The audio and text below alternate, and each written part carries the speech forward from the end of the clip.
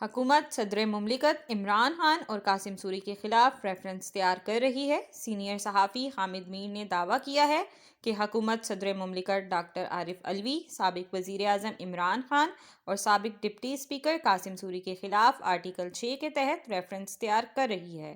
انہوں نے سماجی رابطے کی ویب سائٹ ٹویٹر پر ٹویٹ کرتے ہوئے کہا کہ ریفرنس میں کہا جائے گا اسلام آباد ہائی کورٹ اور سپریم کورٹ کے واضح احکامات کی توہین کرتے ہوئے اسمبلی تحلیل کی گئی، جبکہ chairman P T I Imran Khan کا بھی کہنا ہے کہ الیکشن کمیشن اور گورنر کی جانب سے الیکشن کی تاریخ دینے میں جان بوجھ کر تاخیر کی جا رہی ہے۔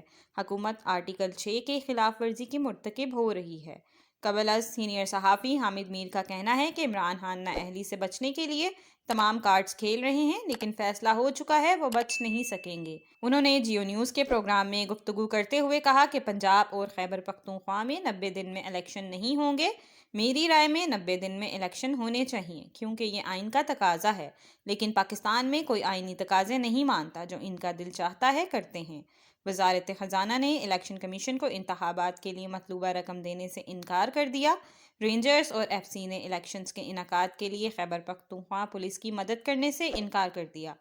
الیکشن کمیشن کو پیسے اور افرادی قوت نہ دے کر انتخابات نہ کرانے کا جواز مہیا کر دیا گیا۔ حامد میر نے مزید کہا کہ جنرل پرویز مشرف اور جنرل قمر جاوید باجوہ کو آرمی چیف بنانا نواز شریف کے بلنڈرز تھے۔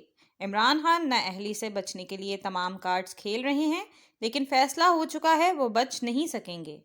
پلیز ہماری ویڈیو کو لائک کیجیے گا، چینل سبسکرائب کیجیے گا اور بیل آئیکن کو کلک کرنا مت بھولیے گا تاکہ مزید معلومات کا سلسلہ آپ تک جاری رہے۔